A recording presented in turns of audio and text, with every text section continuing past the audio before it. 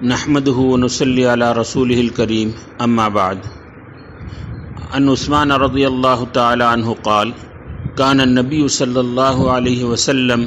اذا فرغ من دفن المیت وقف علیہ فقال استغفروا لأخيكم ثم صلوا له التثبيت فإن الآن يسأل رواہ ابو داود او کما قال علیہ الصلاۃ والسلام۔ میرے محترم بزرگوں، عزیز دوستوں اور بھائیوں، اس وقت میں آپ حضرات کے سامنے میت کو قبر میں اتارنے سے متعلق کچھ احکام اور مسائل عرض کرنا چاہتا ہوں۔ پہلی بات، قبر دو قسم کی بنائی جاتی ہے، ایک کو لحد یعنی بغلی قبر اور دوسرے کو شق یعنی صندوقی قبر کہا جاتا ہے۔ لحد یعنی بغلی قبر کا مطلب یہ ہے کہ قبر کھود کر قبلے کی جانب ایک دوسرا چھوٹا گڑھا کھودا جاتا اور وہ جس میں میت کے مناسب و برابر ہوتا، اس میں میت کو داخل کر کے کچی اینٹیں اس پر لگا دی جاتی۔ اگر زمین سخت ہو تو اس طریقے کی لحد یعنی بغلی قبر بنانا ممکن ہے، اگر زمین نرم ہو تو بغلی قبر نہیں بلکہ شق یعنی صندوقی قبر بنائی جاتی۔ ہمارے دیار کے اندر یہی صندوقی قبر بنانے کا رواج اور عادت ہے۔ تو قبر کھود کر درمیان قبر میں ایک اور چھوٹا سا گڑھا جس میں میت کے مناسب بنا کر اس میں میت کو رکھ کر اس پر تختے، بانس وغیرہ رکھ دیا جاتا، مٹی کے ڈھیلوں، کچے اینٹوں کے ذریعے سے سوراخوں کو بند کر دیا جاتا یا اس پر بوریا یعنی حصیر یا چٹائی ڈال دی جاتی۔ یہ گویا میت کے لیے چھت کے درجے میں ہو جاتا۔ حضور پاک سرکار دو عالم صلی اللہ علیہ وسلم کا جب وصال ہوا تو اس پر بحث ہوئی کہ آپ علیہ الصلوۃ والسلام کے لیے بغلی قبر بنائی جائے یا صندوقی قبر۔ حضرت عروۃ بن زبیر فرماتے ہیں قال كان بالمدینة رجلان احدهما يلحد والآخر لا يلحد فقالوا أيهما جاء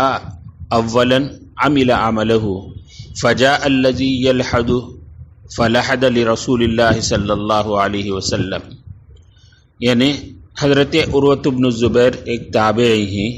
وہ بیان کرتے ہیں کہ مدینے میں قبر کھودنے والے دو صاحبان تھے، ان میں سے ایک حضرت ابو طلحہ انصاری رضی اللہ تعالیٰ عنہ جو بغلی قبر بنانے میں مشہور تھے، اور دوسرے حضرت ابو عبیدۃ بن الجراح رضی اللہ تعالیٰ عنہ جو لحد نہیں بناتے بلکہ صندوقی قبر بنانے میں تجربہ رکھتے تھے۔ تو آپ علیہ الصلوۃ والسلام کے وصال پر صحابہ نے اس بات پر اتفاق کیا، ان دونوں میں سے جو صاحب پہلے آ جائیں وہ اپنا کام کریں، یعنی اگر بغلی قبر کھودنے والے پہلے آ جائیں تو بغلی کھودیں، اگر شق یعنی صندوقی قبر کھودنے والے پہلے آ جائیں تو وہ شق یعنی صندوقی قبر کھود دیں۔ چنانچہ اس کے بعد جو لحد یعنی بغلی قبر کھودنے والے تھے حضرت ابو طلحہ انصاری رضی اللہ تعالیٰ عنہ وہ پہلے آ گئے، تو آپ علیہ الصلوۃ والسلام کے لیے لحد تیار کی گئی۔ تو حضور پاک سرکار دو عالم صلی اللہ علیہ وسلم کے لیے جو قبر بنائی گئی وہ بغلی قبر تھی۔ اس کی یہ تفصیل ہے جس کو حضرت عروۃ بن زبیر نے نقل کیا ہے۔ دوسری بات، قبر کی گہرائی کتنی ہو؟ فقہ نے لکھا ہے کہ ایک آدمی کے قد کے برابر ہو یا ایک آدمی کے سینے کے برابر ہو، عام طور پر اسی کے بقدر بنایا جاتا، یا کم از کم ایک آدمی کے نصف قد کے برابر ہو، اس سے کم نہ ہو۔ اور اس کی حکمت فقہ نے یہ لکھی کہ چند دنوں کے بعد مردے کا جسم گل سڑ جائے تو باہر بدبو ظاہر نہ ہو، اور اسی طریقے سے درندوں وغیرہ سے محفوظ رہے، اس لیے کم از کم آدھے قد کے بقدر یا سینے تک یا ایک آدمی کے قد کے بقدر گڑھا کھودا جائے، یہ گہرائی سے متعلق ہے۔ تیسری بات، میت کو قبر میں اتارنے کا طریقہ، میت کے صندوق کو قبر کے قبلے کی جانب سے رکھ کر قبلے کے جانب سے میت کے جسم کو قبر کے اندر اتاری جائے۔ 3 آدمی کم از کم وہاں ہوں قبر کے اندر، اور میت کے جسم کو احترام سے لے کر نیچے اتارے۔ اور میت کو اتارتے وقت حدیث پاک میں یہ دعا تلقین کی گئی، بسم اللہ وعلی ملت رسول اللہ۔ یہ بسم اللہ وعلی ملت رسول اللہ پڑھنا حدیث کے اندر ثابت ہے۔ حضرت ابن عمر رضی اللہ عبداللہ ابن عمر رضی اللہ تعالیٰ عنہ سے روایت ہے، کان ان نبی صلی اللہ علیہ وسلم کان اذا دخل المیت القبر قال بسم اللہ وباللہ وعلی ملت رسول اللہ۔ تو پہلے بسم اللہ، اس کے بعد وباللہ علی ملت رسول اللہ۔ ایک دوسری روایت میں ہے وعلی سنت رسول اللہ، ترمذی شریف کے اندر یہ روایت ہے۔ تو قبر میں اتارنے کے وقت میں یہ دعا پڑھنا حدیث سے ثابت ہے، بسم اللہ وباللہ علی ملت رسول اللہ۔ اس کے بعد قبر میں اتارنے کے بعد میت کے چہرے کو ذرا قبلے کی طرف کر دے، میت کے پیٹھ کی جانب کچھ ڈھیلے رکھ کر اس کے جسم اور چہرے کو ذرا قبلے کی طرف کر دے جی، اور اوپر رہنے والے کم از کم 3 ڈھیلا اندر قبر میں اتارنے والوں کو دیں، تاکہ وہ ڈھیلے کو پیٹھ کی طرف رکھیں، اور پیٹھ کی طرف رکھ کر جسم میت کو قبلے کی طرف کر دیں، اس کا رخ چہرے کی طرف پھیر دیں۔ اور اوپر سے ڈھیلا دینے والوں کے لیے مسنون یہ ہے کہ 3 ڈھیلا دیں۔ پہلا ڈھیلا دیتے وقت منہا خلقناکم یہ پڑھیں، دوسرے ڈھیلا دیتے وقت وفیہا نعیدکم،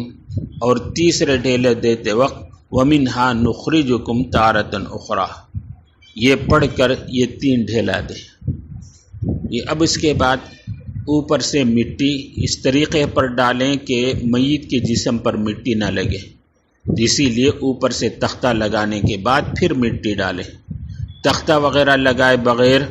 جسم میت پر براہ راست مٹی ڈالنا فقہا نے اسے مکروہ کہا، یہ میت کے ادب اور احترام کے خلاف ہے جی۔ قبر کو پورا بند کرنے کے بعد اوپر اونٹ کے کوہان کی طرح 1 بالش یا اس سے ذرا اونچا کر دے جی۔ اس کے بعد قبر کو برابر کرنے کے بعد اونٹ کے کوہان نما بنانے کے بعد اوپر سے مٹی چھڑک دے، یہ پانی چھڑک دے 3 مرتبہ، سر سے لے کر پیر تک، پائنتی تک 3 مرتبہ پانی چھڑکنا، یہ بھی حدیث سے ثابت ہے جی۔ حضرت جعفر بن محمد وہ اپنے باپ سے یہ مرسلن روایت کرتے ہیں، ان نبی صلی اللہ علیہ وسلم حثا علی المیت 3 حثیات بیدیہ جمیعا، وانہ رش علی قبر ابنہ ابراہیم ووضع علیہ حسبہ۔ فرماتے ہیں کہ نبی کریم سرکار دو عالم صلی اللہ علیہ وسلم نے اپنے دونوں ہاتھوں سے 3 لپیں مٹی اٹھا کر دی تاکہ میت پر قبر پر ڈالی جائے، اور یہ کہ آن حضرت صلی اللہ علیہ وسلم نے اپنے بیٹے ابراہیم کی قبر پر پانی چھڑکا اور اس پر بطور علامت سنگریزے رکھے۔ یہ 3 مرتبہ پانی چھڑکنا یہ بھی ثابت ہے۔ ایک اور حدیث کے اندر حضرت جابر رضی اللہ عنہ روایت کرتے ہیں، تدفین کے بعد ان نبی صلی اللہ علیہ وسلم رش قبر النبی صلی اللہ علیہ وسلم وکان الذی رش الماء علی قبرہ بلال بن رباح بقربۃ بدأ من قبل رأسہ حتی انتہا الی رجلہ، رواہ البیہقی۔ فرماتے ہیں کہ حضرت جابر رضی اللہ تعالی عنہ نہیں بلکہ حضرت بلال بن رباح رضی اللہ تعالی عنہ حضور صلی اللہ علیہ وسلم کے تدفین کے بعد قبر میں مشکی زیت سے 3 مرتبہ پانی چھڑکا سر سے ابتدا کی اور سرہانے سے لے کر پائنتی تک یہ لے جا کر پانی چھڑکا، اور اس کا ایک مقصد مٹی ادھر ادھر بکھیرے نہیں بلکہ منتشر نہ ہو، بلکہ مٹی دب کر رہ جائے۔ جی پھر ایک چوتھا مسئلہ، یہ میت کی قبر کو پختہ بنانا یہ ممنوع ہے، مٹی یہ گچ وغیرہ ڈال کر اس کو پختہ بنانا، اس کو فقہا نے مکروہ لکھا ہے، بلکہ حدیث پاک میں اس پر ممانعت ہے کہ میں قبر کو پختہ بنانے سے آپ علیہ الصلوۃ والسلام نے منع فرمایا ہے۔ حضرت جابر رضی اللہ تعالیٰ عنہ ہی کی روایت ہے، نہا رسول اللہ صلی اللہ علیہ وسلم ان یجسس القبر وان یبنى علیہ وان یقعد علیہ، رواہ مسلم، کہ حضرت جابر فرماتے ہیں کہ حضور صلی اللہ علیہ وسلم نے قبر کو پختہ یعنی گچ سیمنٹ وغیرہ ڈال کر پختہ بنانے سے، اور اس پر عمارت قبہ وغیرہ بنانے سے، اور پھر قبر کے اوپر بیٹھنے سے منع فرمایا ہے۔ ایک پانچواں مسئلہ، قبر کے سرانے کتبہ لگانا، جی تو یہ کتبہ لگانا اس کو بھی فقہا نے مکروہ لکھا ہے۔ اس کی وجہ یہ ہے کہ یہ قبرستان وقفہ ہے، اگر کتبہ لگا دیں تو یہ مستقل ایک ہی میت کے لیے خاص ہو جائے گا، جبکہ اس کے قبرستان کے اندر میت کے قبرستان یہ عام میتوں کے دفن کے لیے ہے، کسی ایک کے لیے خاص نہیں ہے۔ تو جب ایک مرتبہ پورے قبرستان میں میت کو دفن کر دیا گیا تو پھر دوبارہ سہبارہ وہ دور چلتا ہے، اسی قبر کو کھود کر پھر دوبارہ میت کو ڈالا جاتا ہے۔ اگر قبر میں کتبہ لگانا یہ اس کی اجازت دیں تو پورا قبرستان کتبے سے، تختے اور یہ پتھر سے لکھا ہوا یہ پورا قبرستان بھرا رہے گا، آئندہ میت کو جگہ نہیں ملے گی دفن کرنے کے لیے۔ ہاں البتہ فقہا نے اس میں ایک اجازت یہ دی، اگر میت کوئی فضل والا بزرگ اور بڑے مرتبے والا ہے اور لوگ بار بار اس کی قبر کے لیے آتے، زیارت کرتے، دور دور سے آتے، تو صرف علامت کے طور پر لوگوں کو پہچاننے اور آسانی کے لیے ایسے بزرگ یا کسی معتمد آدمی کے قبر کے پاس تھوڑی سی علامت لگانے کی گنجائش دی ہے۔ یہ عمومی اجازت نہیں بلکہ ایک ضرورت کے لیے۔ پھر ایک اور مسئلہ ساتواں، میت کو قبر میں دفن کرنے کے برابر کرنے کے بعد حدیث میں آگے دو باتوں کا ذکر ہے۔ پہلی بات، دفن کرنے سے فارغ ہونے کے بعد میت کے سرانے کھڑے ہو کر سورہ بقرہ کی ابتدائی آیتیں الف لام میم ذالک الکتاب سے لے کر مفلحون تک پڑھی جائیں، اور پائنتی پیر کے پاس کھڑے ہو کر سورہ بقرہ کی آخر آیتیں للہ ما فی السماوات اس سے لے کر آخر تک یہ پڑھنا حدیث سے ثابت ہے۔ اسی طریقے سے میت کو دفن کرنے کے بعد کھڑے ہو کر وہاں دعا کر سکتے ہیں، لیکن دعا کرنے میں یہ اہتمام ہو کہ قبر کے سامنے ہاتھ اٹھا کر دعا نہ کرے، بلکہ ہاتھ اٹھائے بغیر دعا کرے۔ تو ہاتھ اٹھانا دعا کے لیے کوئی ضروری نہیں، اگر ہاتھ اٹھا کر قبر کے سامنے دعا کریں گے تو اس میں قبر والے سے مانگنے کا ایک شبہ ہوتا ہے۔ اگر ہاتھ اٹھانا ہی ہو تو قبر کے طرف نہ ہاتھ اٹھائیں بلکہ قبلے کی طرف رخ کر لیں، قبلے کی طرف رخ کر کے دعا کر سکتے ہیں۔ یہ دعا کرنے میں کوئی حرج نہیں، بلکہ حدیث پاک کے اندر دعا کرنے اور مغفرت طلب کرنے کا ذکر ہے۔ حضرت عثمان غنی رضی اللہ تعالیٰ عنہ فرماتے ہیں، کان النبی صلی اللہ علیہ وسلم اذا فرغ من دفن المیت وقف علیہ، حضور پاک سرکار دو عالم صلی اللہ علیہ وسلم میت کو دفن کرنے سے فارغ ہونے کے بعد تھوڑی دیر کھڑے رہتے، اور صحابہ سے بھی فرماتے استغفروا لاخیکم، کہ تم اپنے بھائی کے لیے استغفار کرو، بخشش طلب کرو، پھر اس کے لیے تثبیت ثابت قدم رہنے کی دعا کرو۔ جیسے دنیا کے اندر وہ اسلام کے اندر ایمان پر ثابت قدم رہا، اب مرنے کے بعد بھی منکر نکیر کے سوال کے وقت میں وہ استقامت کے ساتھ رہے، اسی ایمان پر ثابت قدم رہے۔ فَإِنَّ الْآنَ يُسْأَلُ، اور آگے فرمائے اس وقت میت سے سوال کیا جائے گا، منکر نکیر آ کر سوال کریں گے۔ اس لیے دفن کرنے کے بعد فوراً فارغ نہ ہوں، تھوڑی دیر وہاں کھڑے ہو کر استغفار کرنے کا بھی حدیث میں حکم ہے۔ حضرت عمرو بن العاص رضی اللہ تعالیٰ عنہ نے اپنے مرنے کے وقت میں اپنے بیٹے سے کو وصیت کی، اور وصیت کرتے ہوئے یہ فرمایا اذا انا مت فلا تصحبنی نائحۃ ولا نار فاذا دفنتمونی فشنوا علی التراب شنا ثم اقیموا حول قبری قدر ما ينحر جزور ويقسم لحمها حتى استأنس بكم وعالم ماذا اراجع به رسول ربی، رواہ مسلم۔ عمرو بن العاص رضی اللہ تعالیٰ عنہ نے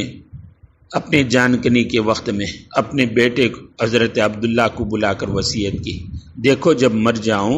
تو میرے جنازے کے ساتھ نہ کوئی نوحہ کرنے والی رونے والی ہو، اور نہ ہی آگ لے جائی جائے، اور جب تم مجھے دفن کرنے سے فارغ ہو جاؤ مجھ پر مٹی سہولت کے ساتھ تھوڑی تھوڑی کر کے ڈالنا، اور اس کے بعد ثابت قدم رہنے کے لیے دعا کرنا۔ میری قبر کے ارد گرد اتنی دیر کھڑے رہنا جتنی دیر یہ اونٹ کو ذبح کر کے اس کا گوشت تقسیم کیا جاتا، تاکہ تمہاری وجہ سے راحت و سکون پا سکوں، وحشت اور گھبراہٹ نہ ہو، جان لوں کہ اپنے پروردگار کے فرشتادوں یعنی منکر نکیر فرشتوں کو میں کیا جواب دوں۔ یہ تو اس طریقے سے استغفار کرنے کی وجہ سے میت کو کچھ سہولت ہوتی ہے منکر نکیر کے جواب دینے کے لیے۔ تو دفن میت کے بعد تھوڑی دیر یہ استغفار آہستہ اپنے اپنے انداز سے، جی پورے اجتماعیت کے ساتھ بلند آواز سے نہیں، اور دعا کریں اس کے استقامت کے ساتھ رہنے، اور اس اللہ تبارک و تعالیٰ کے ہاں بخشش کے لیے دعا کریں۔ یہ ہمارا حق ہے۔ انشاءاللہ اگر ہم اپنے رشتہ داروں کے ساتھ اس طریقے سے کیے تو ہمارا بھی وقت آئے گا، ہمارے ساتھ بھی رشتہ دار اس طریقے سے استغفار اور دعا کریں گے، تو جس قبر میں جو گزرے گا انشاءاللہ آسانی سے عافیت کے ساتھ منکر نکیر کو صحیح جواب دینا، اور اللہ تبارک و تعالیٰ سے مغفرت کی ہمیں بھی امید ہے۔ اللہ تبارک و تعالیٰ ہمیں ان باتوں پر عمل کرنے کی توفیق سے نوازے۔ آمین۔ وآخر دعوانا الحمدللہ رب العالمین۔